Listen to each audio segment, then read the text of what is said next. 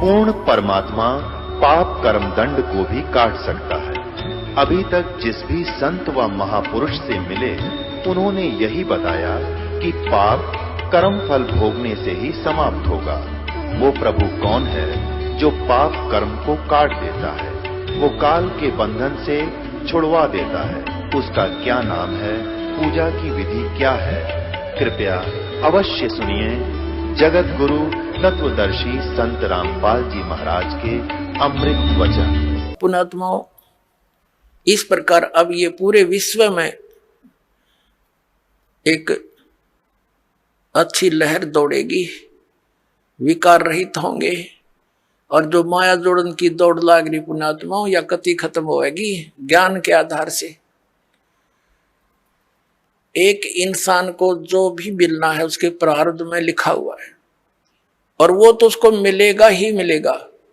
और अब जो आप इस साधना को करोगे, जो दास आपको बताएगा, आपके भाग में ना होगा और आपको आवश्यकता होगी, वो फिर भगवान अवश्य अपने कोटि तो देगा आपको, ये सत्कर मानना। फिर आप किस लिए चोरी करोगे, मिलावट करोगे, और फिर पता चल जाएगा चोरी रिश्वत करने से तो विष खाना है। अपने घर पर रिश्वत लेकर मिलावट करके 2 नंबर का काम करके बच्चों को खिलाना, ये समझ लो उनको विष देने की जरूरत नहीं पड़ेगी आपने लास्ट में। ऐसी स्थिति हो जाएगी आपके परिवार की। हम क्यों फिर विष खाएं जब ज्ञान हो जाएगा ये विष है।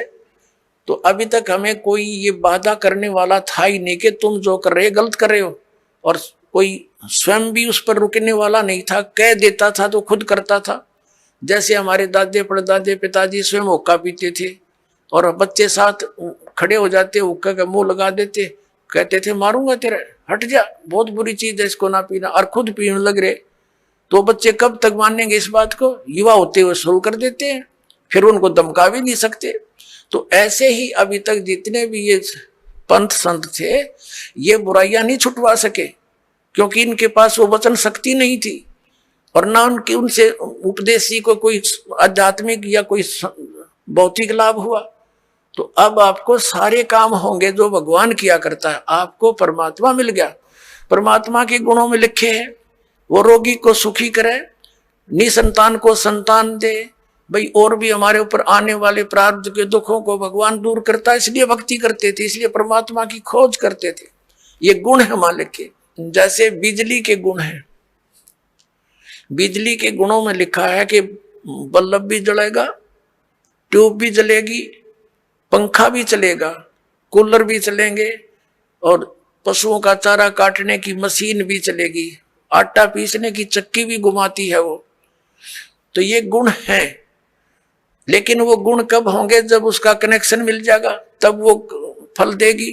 तो पुण्यात्माओं, जैसे ये पहले जितने भी संत पंथ हैं, ये शास्त्र विदिता का मनमाना आचरण हमें दे रहे थे। ये हमें कनेक्ट नहीं कर सके उस पावर से जो लाभ दिया करती है।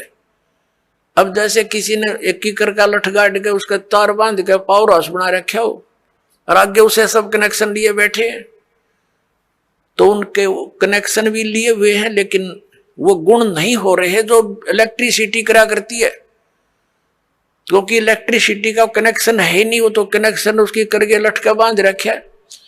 तो इसी प्रकार ये शास्त्र विदिता का मनमाना आचरण करने वाले, जिनका आप कोई गुरु नहीं, जैसे श्री शिवजाल जी राधा स्वामी पंथ के प्रवर्तक, उनका कोई गुरु नहीं, यानी आगे कनेक्शन नहीं जहां से पावर आनी थी, वो तो कीकर का लठ था एक, समझ लो, और उससे फिर ये इतने तार जोड़ दिए सबने, और किसी को खक नहीं हो रहा, सारे लुट पिट कर बैठे हैं घर पे, क्योंकि इनको पता नहीं था कि ये कनेक्शन जोड़ कहाँ रखा है इन्होंने।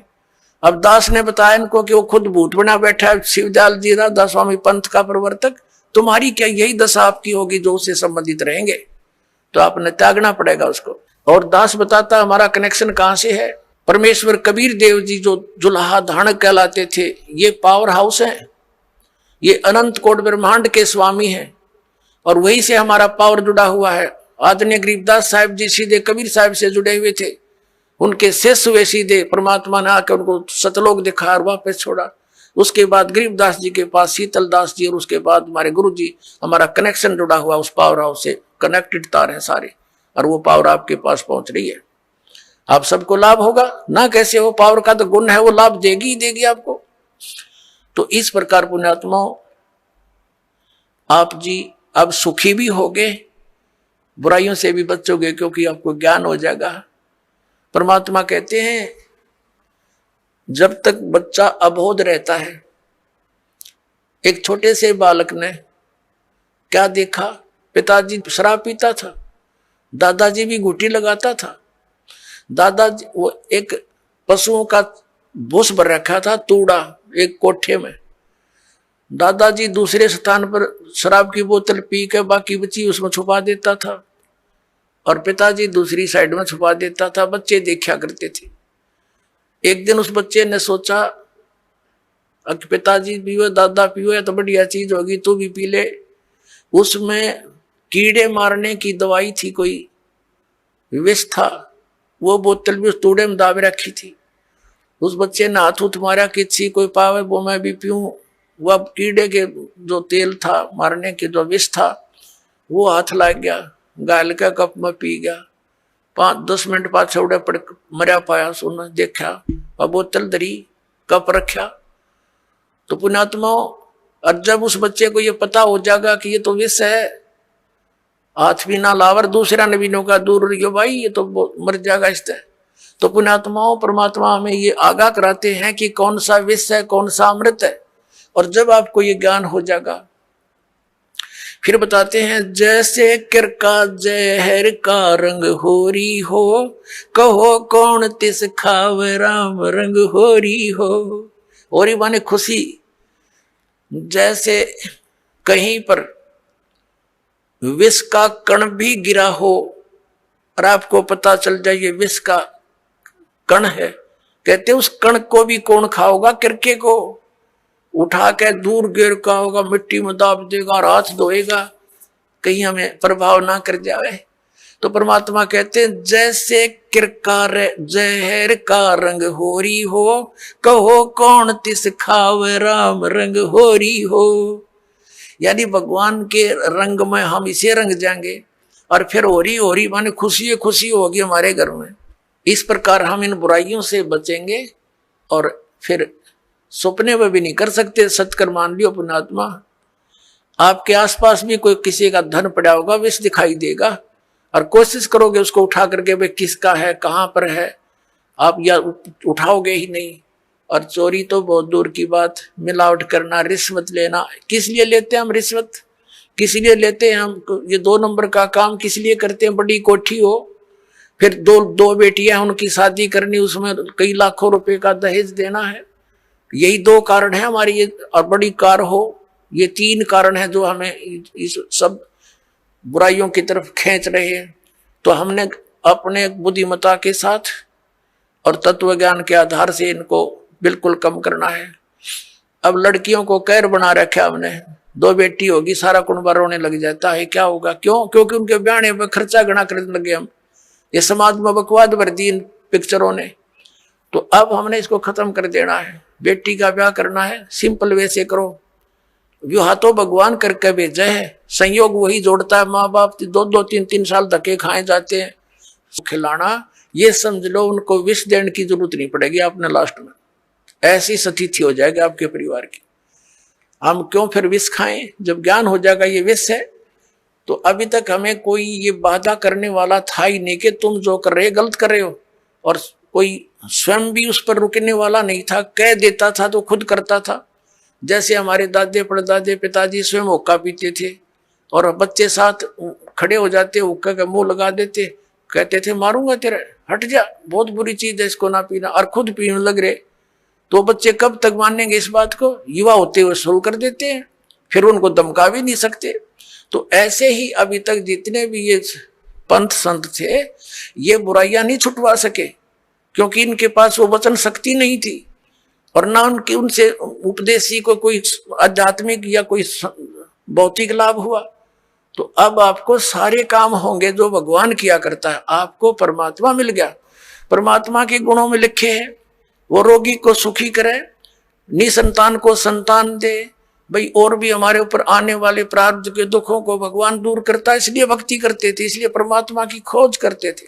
ये गुण है मालिक के, जैसे बिजली के गुण हैं, बिजली के गुणों में लिखा है कि बल्ब भी जलेगा, ट्यूब भी जलेगी, पंखा भी चलेगा, कूलर भी चलेंगे और पशुओं का चारा काटने की मशीन भी चलेगी, आटा पीसने की चक्की भी घुमाती है वो।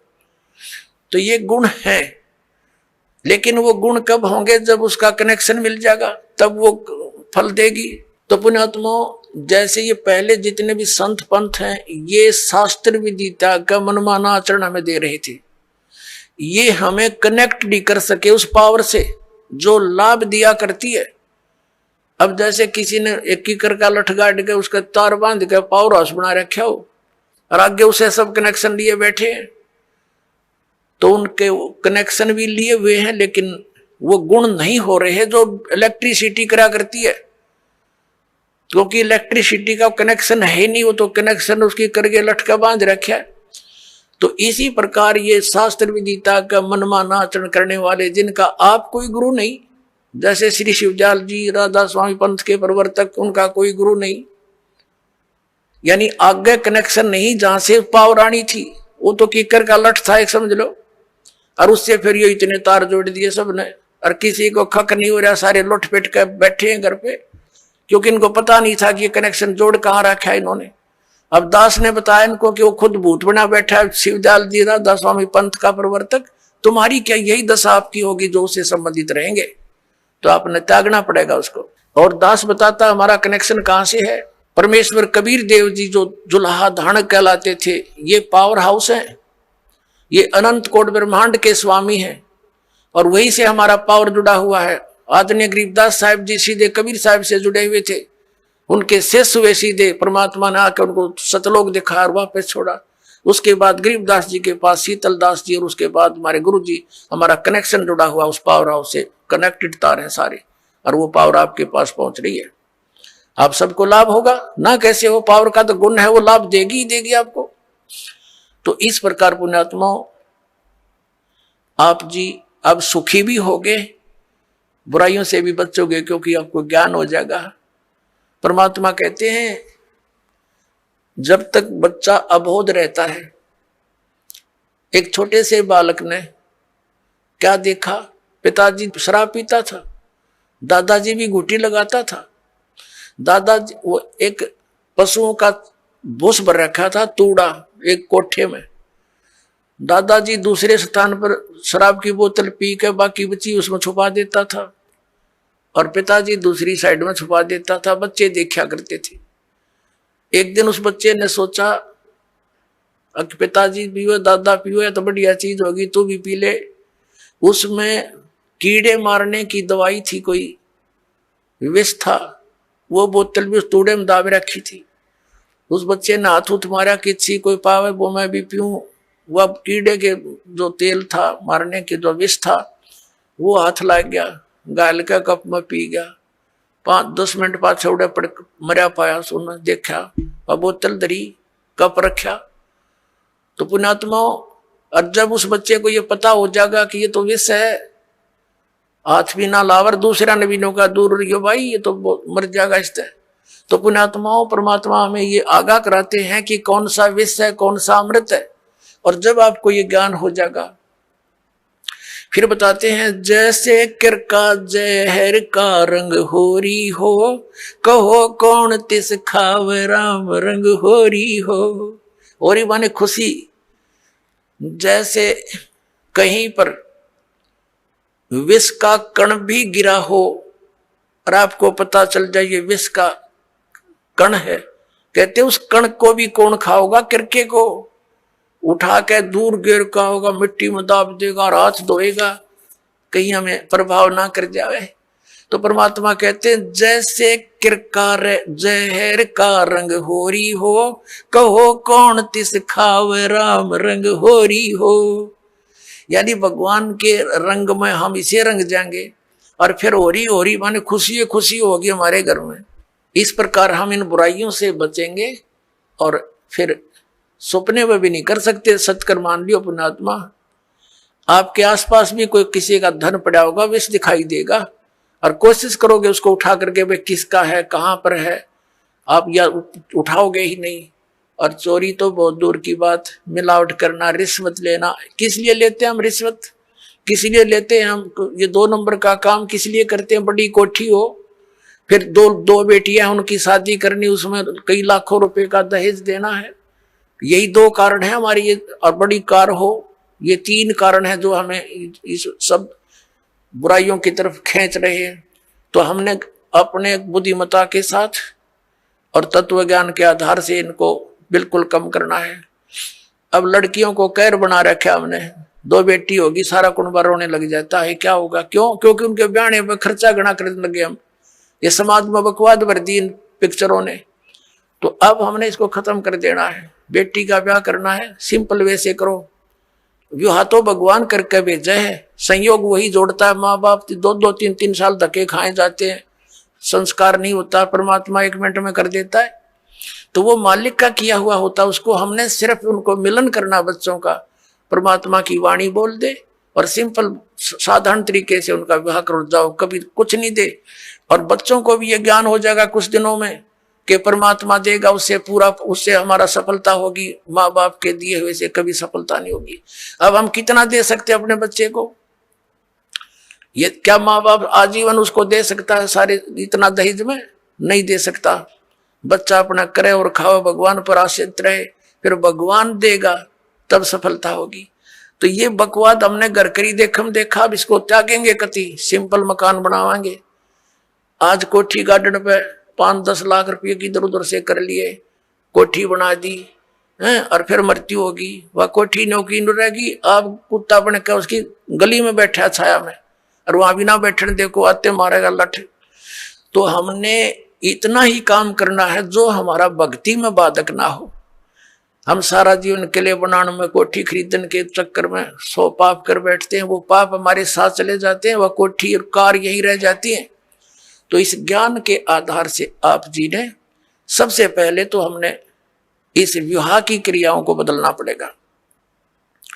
उसके बाद फिर हमने इन कोठियों की जरूरत क्या है? एक सिंपल मकान बनाओ जो भगवान ने आपको दे रखा है, अवश्य बनाओ, ठीक, गर्मी सर्दी से बचने के लिए।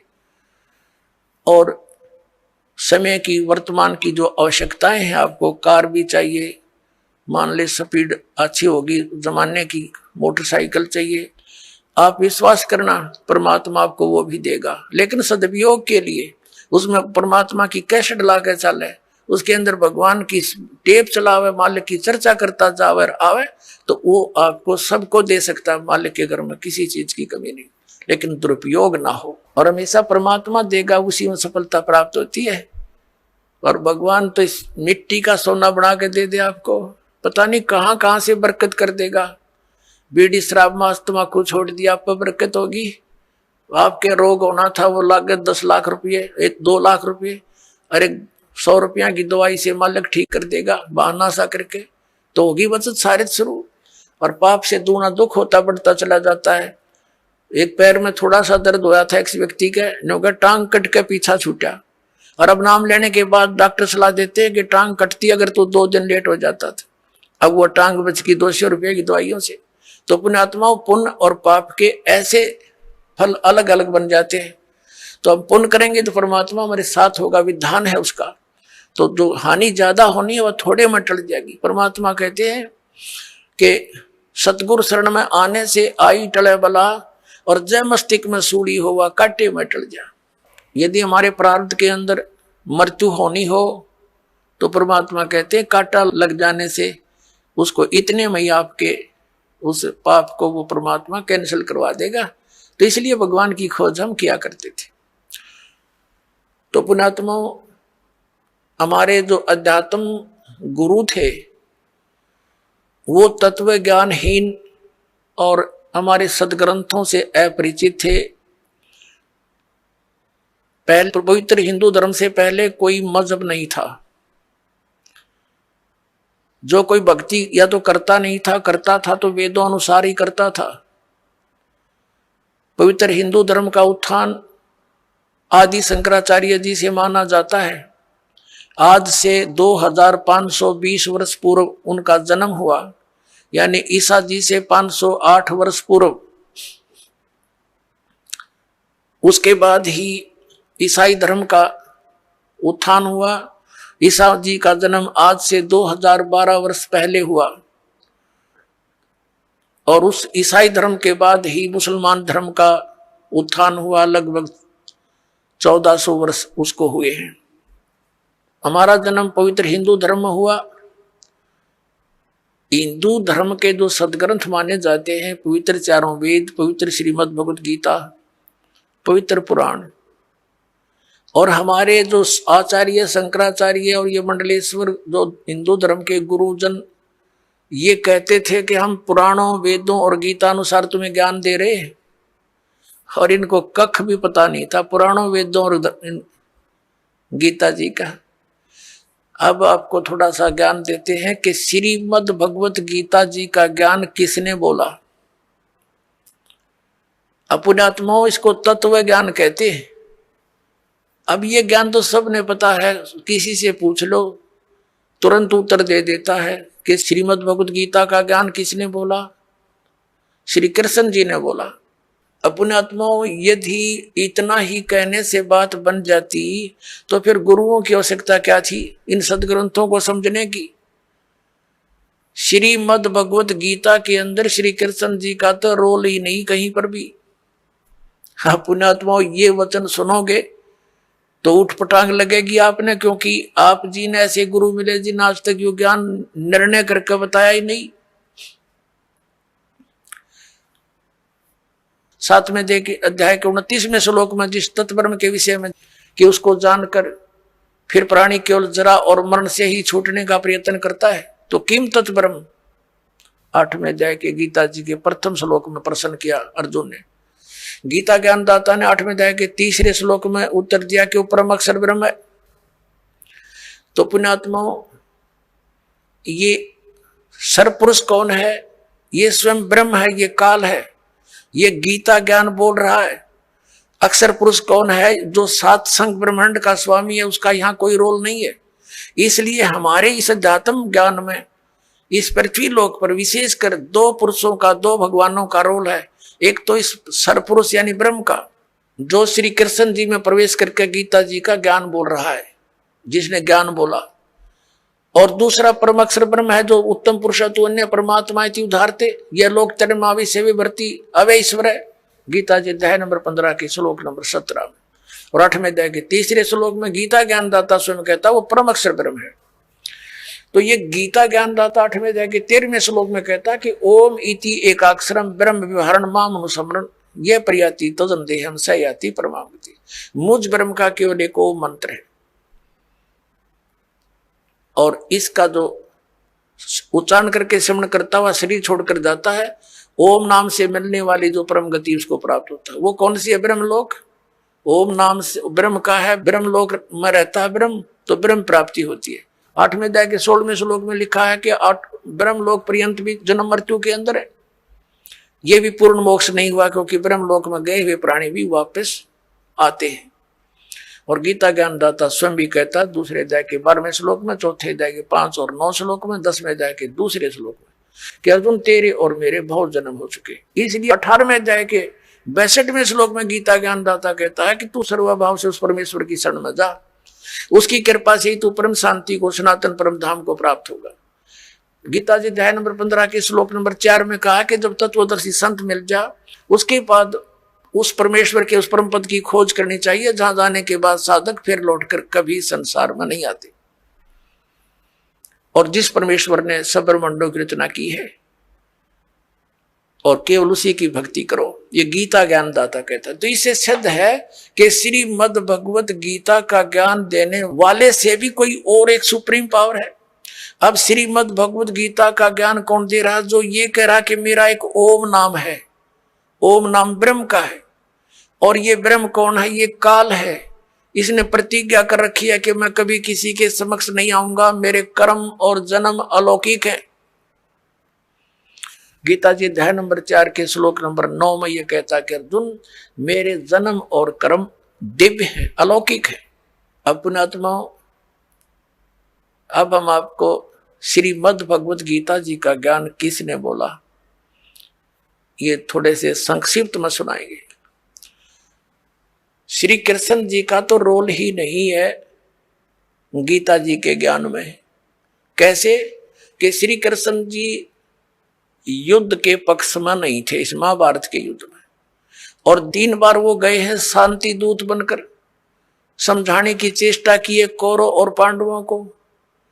लास्ट में यहां तक जब फैसला कर लिया कि भी एक तरफ मैं होऊंगा, एक तरफ मेरी सेना होगी, और मैं शस्त्र भी नहीं उठाऊंगा, प्रतिज्ञा कर ली।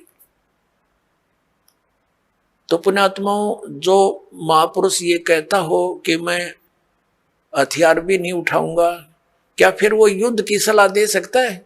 नहीं।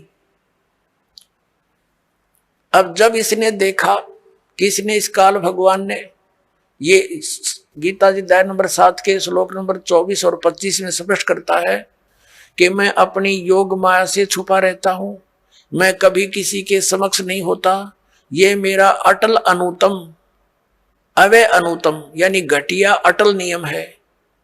इससे घटिया और क्या होगा? जो पिता अपने पुत्रों के सामने नहीं आता उसमें कोई दोष है?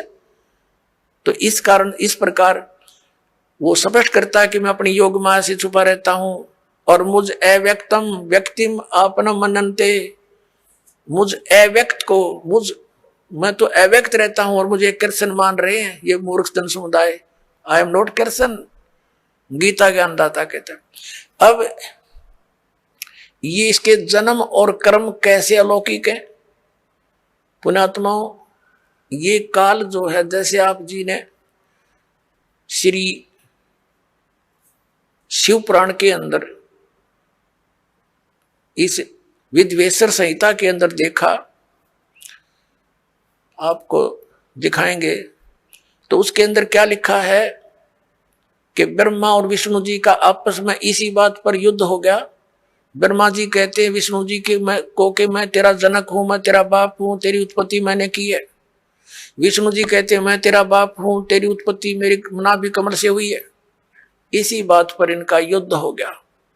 इसको समाप्त कराने के लिए इनके पिता, जिसने यह गीता का ज्ञान बोला, ये इनका पिता है, ये काल रूपी ब्रह्म सदा शिव यही है। इसने इन दोनों के बीच में एक तेजो में लिंग खड़ा कर दिया, स्तंभ, और बहुत लंबा चौड़ा, ये ऊपर नीचे घूमने लगे। उसका और छोर प्राप्त करने के लिए युद्ध बंद हो गया। फिर ये स्वयं अपने पुत्र शिव का रूप धारण करके खड़ा हो गया। फिर इनको समझाने लगा कि तुम भगवान नहीं हो, यू आर नॉट गॉड, तुमने अपने आप को इस मान लिया, जैसा कि आपको बहुत बार दिखाया है दास ने। फिर ये कहता है कि पुत्रो ब्रह्मा और विष्णु को कि तुमने जो दो डिपार्टमेंट जैसे उत्पत्ति और सतिथि का तुमने मुझसे प्राप्त किए तपस्या करके, इसी प्रकार 2 कृत महेश्वर और रुद्र को ने प्राप्त किए मेरे से। तो इसका मतलब यू 5वां है जो श्री शिव पुराण का ज्ञान और ब्रह्मा विष्णु को जो ज्ञान दे रहा है, यू इनका पिता है। और ये उसी विद्वेश्वर संहिता में इसी चैप्टर में कहता है कि मेरा एक ओम अक्षर है, नथिंग एल्स, और इसका सिमरण करो, इसका सिमरण करने से मेरा ही स्मरण होता है। तो इससे सिद्ध हो गया कि जो शिव पुराण के विद्वेश्वर संहिता के अंदर बोल रहा है वो काल है, और वो शिव रूप बना के खड़ा हो गया। ऐसे ये छल करता है, किसी को ब्रह्मा रूप में दर्शन दे देता है, किसी को विष्णु जी के रूप में दर्शन दे देता है, तो वो विष्णु जी की महिमा गाने लग जाता है कि विष्णु जी आप ही भगवान हो, आप छुपाए हुए हो अपने आप को। इस प्रकार इनको भ्रम हो जाता है। और ये कैसे इसके कर्म अलौकिक हैं, अब आपको दिखाते हैं थोड़ा प्रमाण सदग्रंथों में। एक बार देवताओं का और असुरों का, राक्षसों का युद्ध हो गया, और राक्षस विजयी हो गए, देवता भाग गए, मैदान छोड़ गए। देवताओं ने कहीं जाकर के इकट्ठा होके भगवान विष्णु की आराधना की, और ये विष्णु रूप धारण करके ये ब्रह्मा विष्णु महेश का पिता जिसने गीता बोली, ये वहां प्रकट हो गया। और इसने पूछा कि तुमने जो तुम्हारे मन की बात मैंने जान ली है, और आप जाओ जो ससाद का पुरंजय नामक पुत्र है, उसको युद्ध के लिए खड़ा कर लो, राक्षसों के आमने सामने खड़े हो जाओ और उसको तैयार कर लो। मैं उसके शरीर में प्रवेश करूंगा, राक्षसों को मार दूंगा। अब दिखाता हूं आपको, ये देखिएगा श्री विष्णु पुराण, गीता प्रेस गोरखपुर से प्रकाशित है। ये है श्री विष्णु पुराण, सचित्र हिंदी अनुवाद सहित है, इसमें संस्कृत भी साथ है। अनुवादक है मुनीलाल गुप्त और गीता प्रेस गोरखपुर से प्रकाशित है। प्रकाशक एवं मुद्रक है गीता प्रेस गोरखपुर, गोविंद भवन कार्यालय कोलकाता का संस्थान। ये है अध्याय नंबर 2 और चतुर्थ अंश और 233 पृष्ठ पे ये विष्णु पुराण। अब हम आपको यहां ले आते हैं, 233 पृष्ठ पे यहां से पढ़ेंगे। पूर्व काल में त्रेता युग में एक बार अति भीषण देव असुर संग्राम हुआ, देवताओं और राक्षसों का। उसमें महाबलवान दैत्यगण से पराजित हुए देवताओं ने भगवान विष्णु की आराधना की। तब आदि अनंत शून्य अशेष जगत प्रतिपालक श्री नारायण ने देवताओं से प्रसन्न होकर कहा, आप लोगों का जो कुछ अभिष्ट है वह मैंने जान लिया है, तुम जो चाहते हो मैं समझ गया। उसके विषय में यह बात सुनिए। राजऋषि ससाद का जो पुरंजय नामक पुत्र है, उस अक्षत्रिय श्रेष्ठ के शरीर में अंश मात्र से यानी कुछ समय के लिए स्वयं अवतीर्ण होकर उन संपूर्ण दैत्यों का नाश करूंगा। अतः तुम लोग पुरंजय को दैत्यों के वध के लिए तैयार करो। ठीक हो गया। अब इसने क्या किया, पुरंजय को खड़ा कर लिया, देवताओं ने समझा बुझा के, और राक्षस भी सामने हो गए। ये काल जो है उस पुरंजय के अंदर प्रवेश कर गया, क्योंकि ये 1000 भुजा का 1000 कला का मालिक है। ब्रह्मा विष्णु महेश 4 ये 16 कला के मालिक हैं, तो इसमें शक्ति ज्यादा। इसने उन सब राक्षसों को मार डाला। तो अब दूसरा उदाहरण देते हैं आपको। एक समय गंधर्वों का और नाग वंशियों का, नाग गोत्र के व्यक्तियों का आपस में युद्ध हो गया। तो गंधर्वों ने नागों को पराजित कर दिया और उनके सब धन लूट लिया। तो फिर नाग वंशियों ने यानी नाग गोत्र वाले व्यक्तियों ने इकट्ठे होकर भगवान विष्णु की आराधना की। फिर ये विष्णु रूप में काल प्रकट हो गया। इसने कहा कि आप जाओ और ऐसे ही पुरुकुत्स को तैयार करो, पुरुकुत्स को उसको तैयार करो, उसके शरीर में प्रवेश करके मैं गंधर्व का नाश कर दूंगा। अब देखो प्रमाण, ये है अध्याय नंबर 3 और श्लोक नंबर 200। ये श्री विष्णु पुराण, ये है अध्याय नंबर 3 और चतुर्थ अंश श्री विष्णु पुराण, पृष्ठ 242 पे, या नीचे आइएगा। तीसरा अध्याय। पूर्व काल में रसातल में मोने नामक 6 करोड़ गंधर्व रहते थे। उन्होंने समस्त नाग कुल के प्रधान रतन और अधिकार छीन लिए थे। गंधर्वों के पराक्रम से अपमानित उन नागेश्वरों द्वारा स्तुति किए जाने पर उसके श्रवण करने से जिनकी विकसित कमल सदृश आंखें खुल गई हैं, निंद्रा के अंत में जागे हुए उन जलशाही भगवान सर्वदेवेश्वर को प्रणाम कर उनसे नाग गुणों ने कहा, भगवान इन गंधर्वों से उत्पन्न हुआ हमारा भय किस प्रकार शांत हो। तब आदि अनंत रहित भगवान पुरुषोत्तम ने कहा, युवनासव के पुत्र मान धाता का जो यह पुरुकुत्स नामक पुत्र है, उसमें प्रविष्ट होकर मैं स्पष्ट कर दिया, प्रविष्ट होकर उसमें प्रवेश करके मैं उन संपूर्ण दुष्ट गंधर्वों का नाश कर दूंगा। हो गया स्पष्ट। अब इसके कर्म अलौकिक ऐसे हैं, ये कहता मेरे कर्म दिव्य हैं। इसी प्रकार इसने श्री कृष्ण जी में प्रवेश करके गीता का ज्ञान वेदों वाला प्लस में अपने युद्ध कराने की जो अटकलबाजी, ये श्रीमद् भगवत गीता नाम से 18 अध्याय इसने बोले और आखिर में डरा धमका के विराट रूप दिखा के भयंकर रूप जिसको देख करके अर्जुन कांपन लग गया, अर्जुन जैसा योद्धा। और लास्ट में डरते ने हाँ भर ली अर्जुन ने कि उसने सोच लिया कि इसका उद्देश्य युद्ध करवाना है और यदि मैं ना कर दूंगा और इसने फिर एक बार वो विराट रूप दिखा दिया मेरा हार्ट अटैक हो जाएगा। इसलिए इसने अपनी भलाई समझी कि मरना तो मैंने है ही, युद्ध करूंगा वहां भी मारा जा सकता हूं और जब इसने फिर विराट रूप दिखा दिया फिर भी मारा जा सकता हूं। और भगवान के इरादे से वो परिचित हो गया था कि ये युद्ध चाहता है, तो इसने कह दिया कि हाँ जी मैं आप सब समझ गया हूं, आप जो कहना चाहते हो मैं युद्ध कर लूंगा। नहीं, श्री कृष्ण युद्ध करवावे, जब पहले वो मना कर रहा था कि नहीं आप युद्ध मत करो नाश हो जाएगा। और फिर ये क्या कहते हैं हमारे धर्मगुरु कि अर्जुन अक्षत्रिय धर्म का पालन नहीं कर रहा था इसलिए भगवान ने उसको प्रेरित किया। अरे श्री कृष्ण स्वयं अक्षत्रिय था और जब काल्यवन ने चढ़ाई करी मथुरा के ऊपर स्वयं भगवान युद्ध मैदान छोड़कर भाग गए थे, जिस कारण से उनको रण छोड़ भगवान कहा जाता है। तो उन्होंने उस समय भी अपने क्षत्रिय धर्म का पालन त्याग दिया इसलिए क्योंकि जिस कारण से अनर्थ टल जावे नाश ना होए। तो क्या वो व्यक्ति फिर अक्षत्रिय धर्म के पालन करने के लिए इसे नाश करने की सलाह दे सकता है? तो पुण्यात्माओं अब हमने इन सदग्रंथों से स्वयं परिचित होना है। ठीक है, इन्होंने जितना ज्ञान दिया वो इनके सत्र का इनके पास रहे। अब हम सदग्रंथों के अनुसार साधना करेंगे और ज्ञान ग्रहण करेंगे। अब आपको दिखाते हैं कि श्री कृष्ण जी को तो पता नहीं मैंने क्या बोला था गीता जी में, अभी दिखाता हूं। अपनात्माओं महाभारत का युद्ध हो लिया,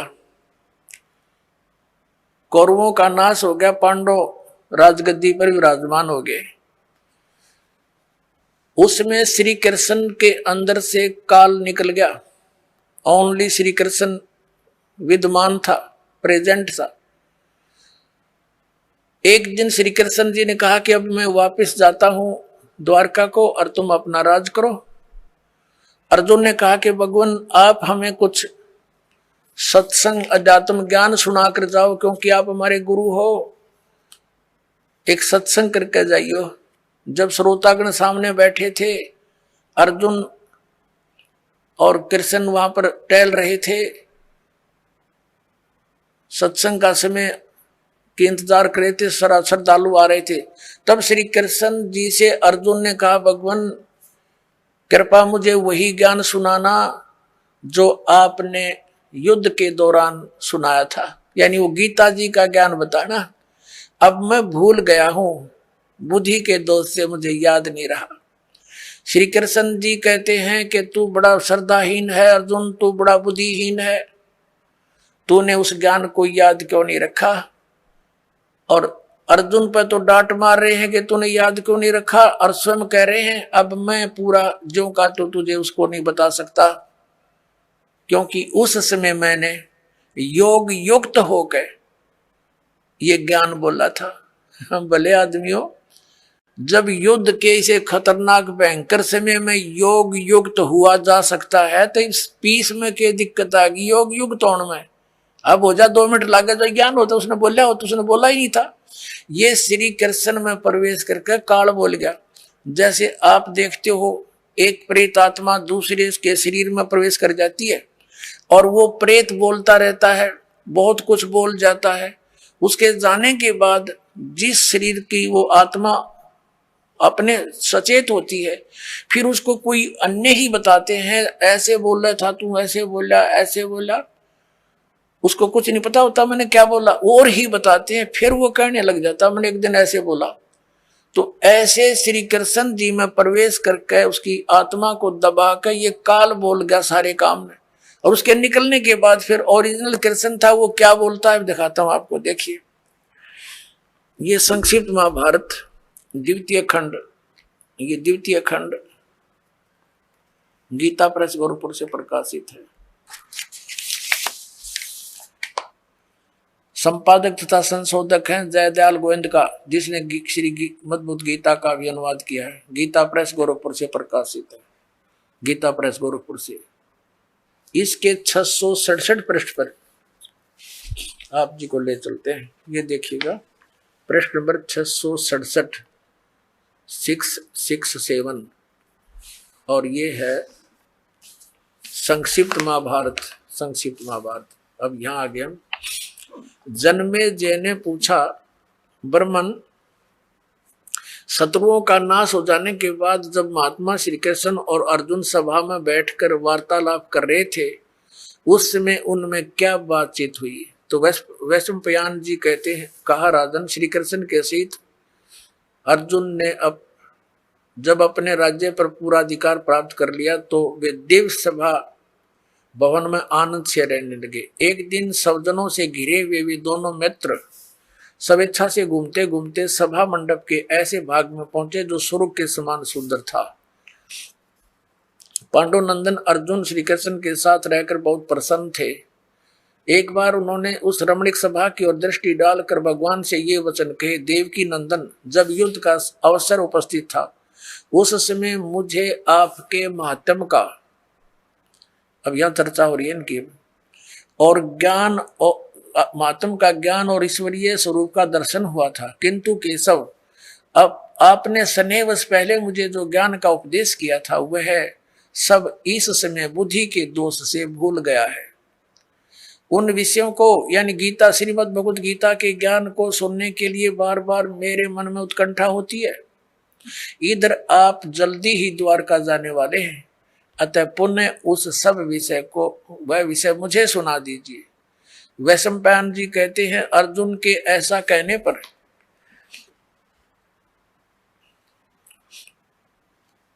वक्ताओं में श्रेष्ठ महातेजस्वी भगवान श्री कृष्ण ने उन्हें गले से लगाकर इस प्रकार उत्तर दिया। श्री कृष्ण बोले, अर्जुन, उस समय मैंने तुम्हें अत्यंत गोपनीय विषय का श्रवण कराया था। अपने स्वरूप भूत धर्म सनातन पुरुषोत्तम तत्व का परिचय दिया था और नित्य लोकों का भी वर्णन किया था, किंतु तुमने जो अपनी नासमझी के कारण उस उपदेश को याद नहीं रखा, यह जानकर मुझे बड़ा खेद हुआ है। उन बातों को अब पूरा पूरा स्मरण होना संभव नहीं जान पड़ता। पांडुनंदन, निश्चय ही तुम बड़े श्रद्धाहीन हो, तुम्हारी बुद्धि अच्छी नहीं जान पड़ती।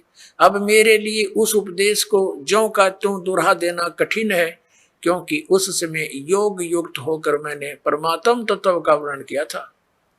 अब पुण्यात्मा, अब आपके कति समझ में आ जाएगी। यु ज्ञान बोलिया किसने? श्री कृष्ण जी का था, रोल नहीं गीता के ज्ञान में। अब ये खुद कह रहे हैं कि मैंने, अब जैसे ये दास आपको ये सत्संग सुना रहा है और आप मुझे 10 वर्ष के बाद पूछ लियो, जी इस विषय पर जो आपने ये सत्संग किया था कृपा फिर सुनाइयो। कभी सुन लो, उसी से मैं सुना दूंगा, क्योंकि वो मैंने अपने होश हवास में सुना रखा है। और मेरे अंदर कोई प्रेत बोल रहा है तो फिर मैं ये बात बोलूंगा तो श्री कृष्ण बोल रहे हैं कि तुमने याद नहीं रखा, तुम कैसे व्यक्ति हो, श्रद्धाहीन हो, बुद्धिहीन हो। अरे भले आदमियों, ये दास सत्संग करेगा और प्रथम बार जो श्रोता इस सत्संग को सुनेगा 20% याद रहता उसको, और मैं फिर डांट मारूं कि तुमने याद क्यों नहीं रखा, तो इससे सिद्ध है कि खिसियानी बिल्ली खंबा नोच रही है। यानी उसको ज्ञान नहीं खुद को, और उसको धमका रहा है कि तूने याद क्यों नहीं रखा, तेरा के बिजली गिर गई। अब तो आपको क्या हो गया, जब ऐसे भयंकर युद्ध के समय में आदमी योग युक्त हो सकता है, तो शांत है, सब तरह से बिल्कुल पीस ऑफ माइंड है, आराम से योग युक्त हो सकते हैं। भाव कहने का ये पुणात्माओं, श्री कृष्ण जी का तो रोल ही नहीं था गीता के ज्ञान देने में। अब श्रीमद् भगवत गीता का ज्ञान दिया किसने है?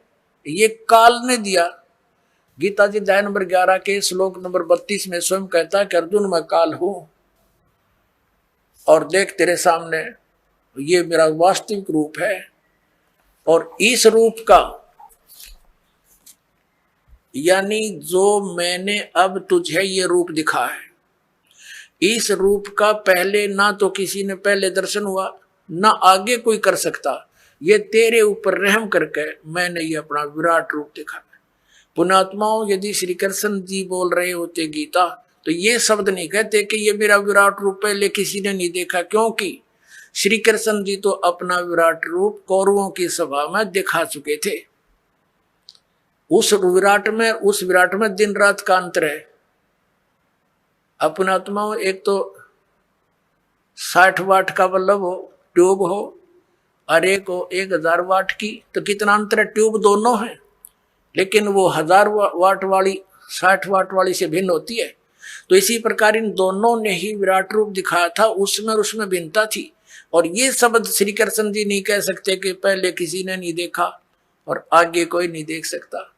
तो इससे सिद्ध है गीता ज्ञानदाता श्री कृष्ण नहीं, उसके अंदर प्रवेश करके काल बोल रहा। वो 1000 भुजा का भगवान है, 1000 कला का है, सहस्रा बाहु।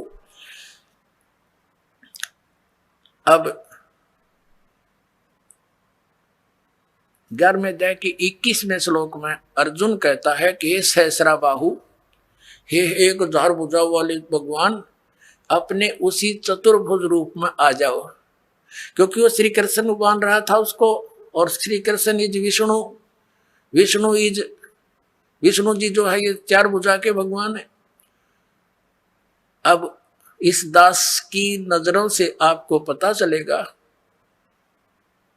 कि श्रीमद् भगवद गीता का ज्ञान किसने बोला।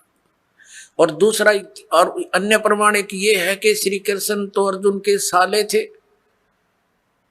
श्री कृष्ण की बहन अर्जुन को ब्याही थी सुभद्रा जी, अपने साले को पहचानने से भूल गया। वो श्री कृष्ण नहीं था, वो श्री कृष्ण से बाहर निकलकर वो काल देख रहा था, ऐसे भयंकर रूप दिखाया, और श्री कृष्ण अलग खड़े हैं, ओझल हो गए उसके प्रकाश में, तेज में।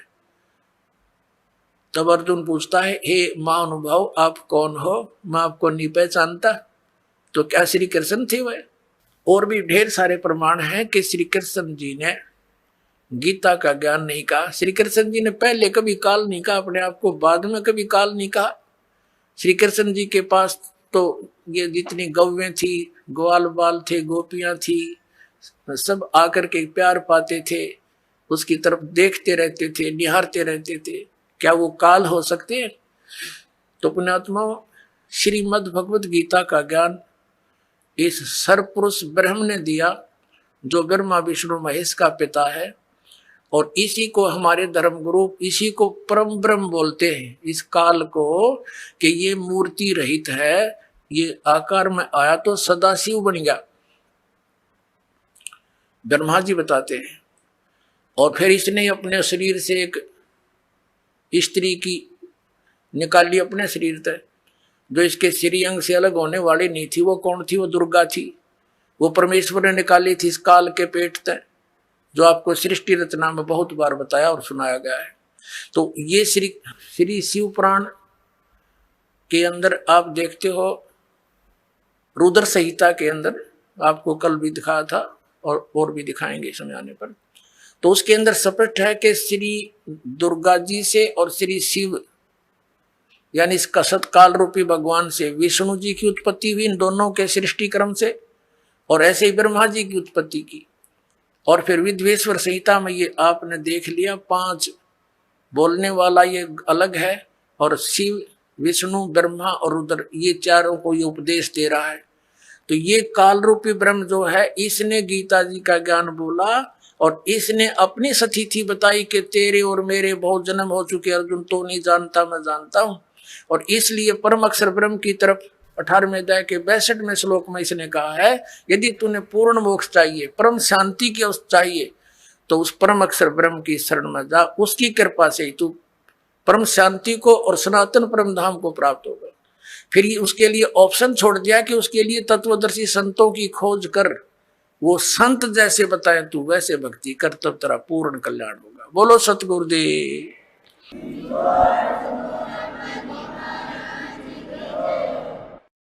आइए अब हम उन श्रद्धालुओं के अनुभव जानते हैं जो जगत गुरु तत्वदर्शी संत रामपाल जी महाराज जी से दीक्षा प्राप्त कर चुके हैं तथा उनके द्वारा बताए गए भक्ति मार्ग पर चल रहे हैं। नमस्कार सर। सत साहिब।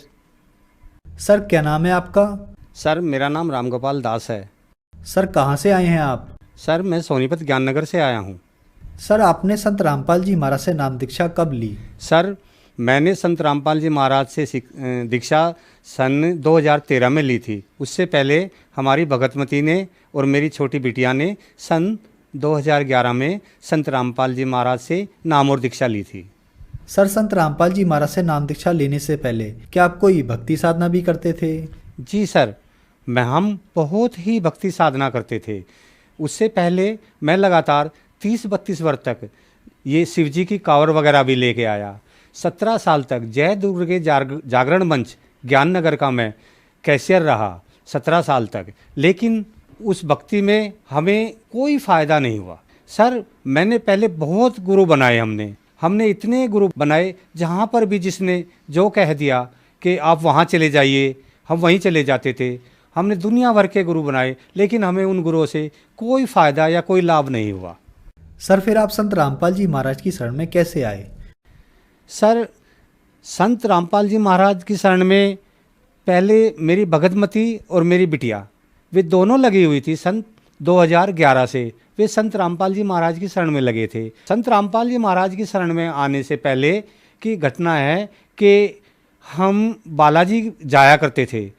तो जो बालाजी वो जो गुरु थे उन्होंने मुझे शिष्य बना हुआ था, और वो गुरुजी वहाँ पर जो वो अपनी चौकी लगाते थे उसके अंदर हमारे सर पे हाथ रख के कुछ हमारे शरीर में ऐसा प्रवेश करा देते कि वो झाड़ फूट टोने टोट के हमसे भी करवा देते थे। और उन्हें फिर लेकिन उन्हें जब सच्चा ज्ञान हुआ वो संत रामपाल जी महाराज की शरण में गए। एक बार वो हमारे पास आए, हमें आके कहने लगे कि ऐसा है, मैं सत्य की खोज में था और मुझे सच्चे गुरु संत रामपाल जी महाराज मिल गए हैं, आप भी सब वहीं पे चलिए। तो मुझे पहले तो उनकी किसी बातों पे ऐसा कोई विश्वास नहीं हुआ, क्योंकि हम इस दुनिया में इतना भटक चुके थे कि बार बार कभी बालाजी के पास, कभी किसी और के पास, कभी दुर्गा जी के पास, और कभी दुनिया भर की अनुपासनाएं करते रहते थे, लेकिन हमें कोई लाभ नहीं होता था। तो उनके कहने पर मेरी गुड़िया और मेरी भगतमती संत रामपाल जी महाराज जी की शरण में गए।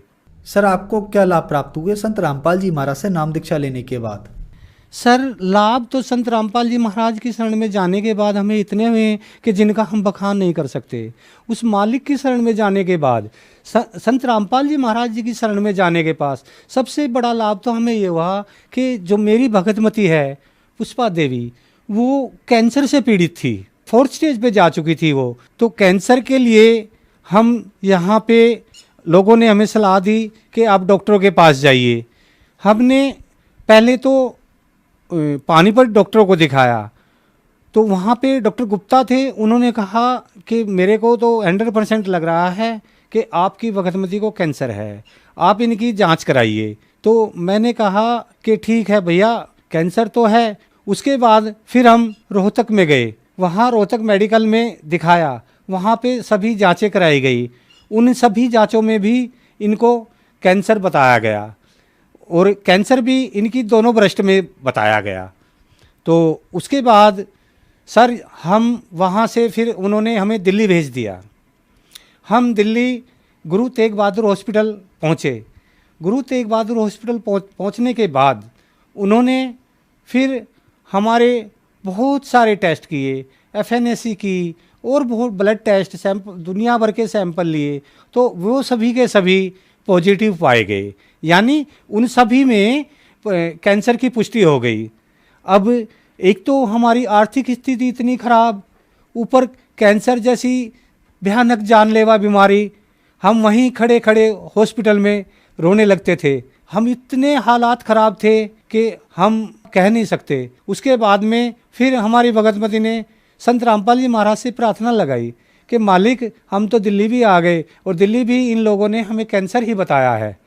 तो उस प्रार्थना के बाद फिर उन्होंने हमें कहा कि मालिक सब अच्छा करेंगे। उस पूर्ण परमात्मा की दया से फिर हमें GTB हॉस्पिटल से दिल्ली स्टेट कैंसर हॉस्पिटल में भेज दिया गया। हम वहाँ से दिल्ली कैंसर हॉस्पिटल गए। तो दिल्ली कैंसर हॉस्पिटल में जब हमने वहाँ पर दूसरे कैंसर पीड़ितों को देखा तो हमारा कलेजा मुंह को आने लगा, क्योंकि वहाँ पे कीमोथेरेपी और रेडिएशन और ऐसे ट्रीटमेंट थे जिनको देख करके कलेजा मुंह को आता है। न तो उनके सर पे, किसी के सर पे बाल नहीं थे, किसी की नाकों में नलियाँ लगी हुई थी। ये सब देख करके भगतमती बहुत ही ज़्यादा घबरा गई और हम आ गए। आने के बाद फिर कई रोज़ हम वहाँ नहीं गए, काफ़ी दिन तक नहीं जाने के बाद में तो भगतमती को इतना कैंसर बढ़ गया कि ये लास्ट स्टेज पर पहुँच गई। लास्ट स्टेज पर पहुँचने के बाद में तो फिर हम जब हॉस्पिटल गए तो उन्होंने इनका ट्रीटमेंट किया। इनके ट्रीटमेंट करने के बाद में उधर हम परमात्मा से अपनी सभी दुआएं लगाते रहते थे, अपनी प्रार्थना लगाते रहते थे। हमें अपने मालिक पूर्ण संत रामपाल जी महाराज पर इतना विश्वास था कि दुनिया में अगर कोई ठीक कर सकता है मेरी पत्नी का कैंसर तो वो संत रामपाल जी महाराज ही हैं, जो हमें इन बुरे दिनों से बाहर निकाल सकते हैं। तो सर जब इनका ऑपरेशन हुआ तो उसके बाद में जब पहले तो इनको पैरालाइज हो गया तो ये न तो बोल पाई, न बोल पाती थी, न कुछ पाती थी, मुंह भी टेढ़ा हो गया। उसके बाद में फिर क्या हुआ कि उन्होंने हमें दिल्ली के अंदर ही एक इबास हॉस्पिटल है, ये गुरु तेग बहादुर हॉस्पिटल के परले थोड़ा आगे चल के है, हम इनको वहाँ ले गए। उसके बाद हमने संत रामपाल जी महाराज को प्रार्थना लगाई। प्रार्थना लगाने के बाद में वहाँ उन्होंने सारे टेस्ट किए, वो बोले कि इनको तो सभी टेस्ट नॉर्मल है। अगले ही रोज पूर्ण संत रामपाल जी महाराज की दया से ये हॉस्पिटल से ही रामायणी करते हुए आई, तो एक लाभ हमें ये मिला।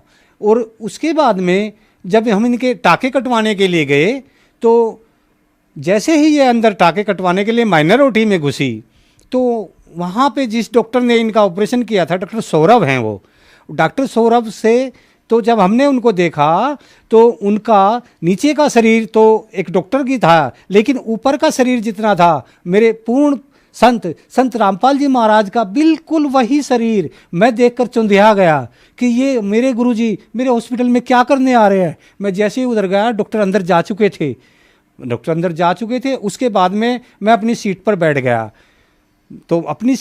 गया तो उसके बाद में फिर अंदर भगतमती से मेरे परमात्मा पूर्ण संत रामपाल जी महाराज डॉक्टर के रूप में बातें कर रहे थे।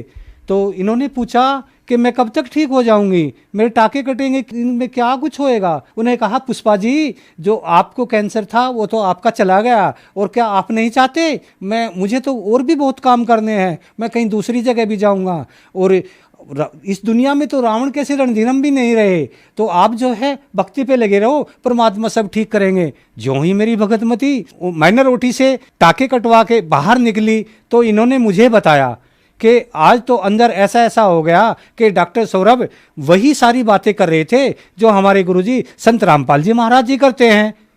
मैंने कहा ये तो अचंबा हो गया, आज मैंने भी ऐसा ही देखा। जब अंदर डॉक्टर ओटी में गए, पैरों से ऊपर का शरीर पूर्ण संत रामपाल जी महाराज का था, वही सफ़ेद बाल, वही क्लीन शेव चेहरा उनका, और मैं सफ़ेद कुर्ते पजामे में देख के डॉक्टर सौरभ को मुझे इतना अचरज हुआ कि डॉक्टर सौरभ तो हमेशा पैंट और शर्ट में आते हैं, आज ये ऐसा कैसे आ गए। तो मेरी भगतमती ने जब ये सब बातें बताई तो मुझे इतना विश्वास हो गया, हे बंदी छोड़, आपने हमारी कहाँ मदद नहीं कर, आप हमारी मदद करने के लिए हॉस्पिटल में भी आ गए। तो सर वो जो रिपोर्टें हैं जिनमें डॉक्टर ने इनको पूर्णतः 4th क्लास का कैंसर घोषित कर दिया था, वो रिपोर्टें मैं आपको दिखा रहा हूँ, मैं इस समाज को दिखाना चाहता हूँ। वो ये रिपोर्टें हैं, ये देखिए, इसके अंदर बिल्कुल ब्रेस्ट कैंसर घोषित किया हुआ था। आज मैं इस सर्व समाज को दिखाना चाहता हूँ कि वो रिपोर्ट जो आपने पहले देखी है वो रिपोर्ट मेरी भगतमती की है, जिसमें इनको 4th क्लास कैंसर था, जहाँ से इंसान कभी नहीं बचता। और आज ये जो रिपोर्टें हैं ये भी मैं समाज को दिखा रहा हूँ कि ये बिल्कुल नॉर्मल है। आज उस पूर्ण संत रामपाल जी महाराज की दया से ये बिल्कुल स्वस्थ हैं, ये सारी नॉर्मल रिपोर्टें हैं। अब देख लीजिए, मैं समाज को दिखाना चाहता हूँ, ये समाज को आईना है। एक लाभ हमें सबसे ज़्यादा जो हुआ, घर के अंदर भूत प्रेत की इतनी बुरी व्याधा थी कि जिसका मैं वर्णन नहीं कर सकता। संत रामपाल जी महाराज की शरण में आने से पहले इनको इतनी भूत प्रेत की बात आती थी। कोई तो इनको कहता था इनको सिरकटा प्रेत है, कोई कुछ कहता था, कोई कुछ कहता था। उसके लिए हम पता नहीं, जिसने हमें जहाँ भी बता दिया, कभी बरेली, कभी गाजियाबाद, कभी बालाजी, सब जगह हम जाते रहते थे। और जब हम इनको इतनी भूत प्रेत की व्याधा थी कि एक बार इन्होंने भूत प्रेत की व्याधा के कारण तेजाब पी लिया। तेजाब पीने के बाद में मैं अपने काम से घर पे गया हुआ था, दुकान पे गया हुआ था, और ये जो है ये घर पे थी। तो इन्होंने जब तेजाब पी लिया तो मुझे पता चला। मैं वहाँ से आया, आने के बाद में ये बेहोश घर में पड़ी थी। इनको लेकर के मैं जनता हॉस्पिटल सोनीपत में गया। वहाँ पर डॉक्टर रावल और डॉक्टर खुराना थे। डॉक्टर रावल और डॉक्टर खुराना ने इनको कह दिया कि नहीं ये नहीं बच पाएंगी, आप इनको ले जाइए, रोहतक ले जाइए। मैंने कहा नहीं सर, आप ट्रीटमेंट करिए, मरेंगी मर जाएंगी, जिंदा रहेंगी जिंदा रह जाएंगी। वो भूत प्रेत व्याधा के कारण ये 15 दिन हॉस्पिटल में रही। फिर उसके बाद हम इनको घर लाए। उसके बाद में इन्होंने क्या होता था, कई सारे अनाप शनाप काम ये करते रहती थी। कई बार रिक्शा से कूद जाना, तीसरी मंजिल पर चढ़कर वहाँ से कूदने की कोशिश करना। हमारे पूरे परिवार की रात को भी नींद नहीं आती थी। हमें ये रहता था कि ये भूत प्रेत के कारण कहीं उठकर ना चली जाए। एक बार सर ये बगैर किसी को बताए बालाजी पहुँच गई। वहाँ से 3 दिन बाद हमारे पास मैसेज आया कि ऐसे ऐसे मैं तो बालाजी गई हुई हूँ और भूत प्रेत व्याधा से बहुत ही त्रस्त हूँ। वहाँ पर हमने दुनिया भर के हवन कराए। कोई हमसे 11,000, कोई हमसे 21,000, कोई 5,000, जैसे कोई मांगता था सर हम वही दे देते थे। लेकिन हमें फ़ायदा कुछ नहीं होता था सर। जब हमें कोई भी फ़ायदा नहीं हुआ तो 2011 में ये दोनों वहाँ गए और इनको लाभ मिला। फिर मैंने भी जाना शुरू किया। मैं जाता था, चला गया, सत्संग देख के आ गया। तो फिर मैंने जो हमारे गुरु संत रामपाल जी महाराज हमें उपदेश देते थे और जो इनके द्वारा लिखी गई पुस्तकों में ज्ञान लिखा गया है, तो फिर मेरा मन पापी था, तो मैंने उसका मिलान करना शुरू किया। तो मैंने जब अपना धार्मिक ग्रंथों में मिलान किया तो वो सब एच सही था। तो फिर मैं परमात्मा की शरण में 2013 में चला गया। दोनों बच्चे भी वहाँ पे चले गए। अब हम पूरा परिवार संत रामपाल जी महाराज की शरण में है। जब मेरी धर्मपत्नी वहाँ पे गई तो वहाँ पे जाने के बाद में जो इनकी भूत प्रेत की व्याधा थी वो बिल्कुल ऐसे हो गई जैसे इनको कुछ हुआ ही नहीं था। आज इनको न तो कोई भूत प्रेत की व्याधा है, न हमारे परिवार में किसी किस्म का कोई कलेश या द्वेष, अभी कुछ नहीं है। आज ये बिल्कुल उस भूत प्रेत की व्याधा से बिल्कुल ठीक है। संत रामपाल जी महाराज की शरण में जाने के बाद में इनको भूत प्रेत की या किसी किस्म की कोई व्याधा नहीं रही। पहले मैं क्या था कि मैं भी दुर्व्यसनों में फंसा हुआ था, बीड़ी सिगरेट भी पीता था, कभी किसी ब्याह शादी में कहीं पे मैं थोड़ा बहुत ड्रिंक भी किया करता था। लेकिन संत रामपाल जी महाराज की शरण में जाने के बाद में मेरे परिवार के अंदर कोई भी दुर्व्यसन नहीं है और सभी बुराइयों से संत रामपाल जी महाराज ने मेरे परिवार को दूर कर दिया। संत रामपाल जी महाराज की मेरे परिवार पर इतनी दया है कि मैं बता नहीं सकता। आज उस मालिक की मेरे ऊपर बहुत सबसे बड़ी रजा तो यही है कि मेरी भगतमती आज कैंसर मुक्त है, दूसरी भूत प्रेत से मुक्त है। परिवार में 3 बच्चे हैं, 3 बच्चे मालिक की शरण में हैं। संत रामपाल जी की शरण में आने के बाद में समाज की हर बुराइयों से वो दूर है। तो जिस घर के अंदर, जिस परिवार के अंदर समाज की कोई बुराइयां नहीं होंगी तो वहाँ तो अपने आप ही सतलोक बन जाता है। सर, जो श्रद्धालु आज आपको टीवी पर देख रहे हैं वह भी किसी न किसी बीमारी से ग्रस्त हैं या कैंसर से ग्रस्त हैं या अन्य कोई और बीमारियां हैं, उनके लिए आप क्या कहना चाहेंगे? इस पृथ्वी पर हर बीमारी का अगर कोई इलाज है, हर बीमारी का कोई डॉक्टर है, हर भूत प्रेत व्याधा की समस्या का कोई समाधान है, तो वो पूर्ण संत रामपाल जी महाराज के पास ही है। वो उसका कारण यही है कि संत रामपाल जी महाराज जो इस समाज से भक्ति करवाते हैं वो शास्त्रों अनुकूल कराते हैं, वो शास्त्र विरुद्ध नहीं करवाते हैं। इस पृथ्वी पर कोई पूर्ण संत है तो वो संत रामपाल जी महाराज हैं। उनके पास आइए और अपना कल्याण करवाइए। धन्यवाद सर। धन्यवाद।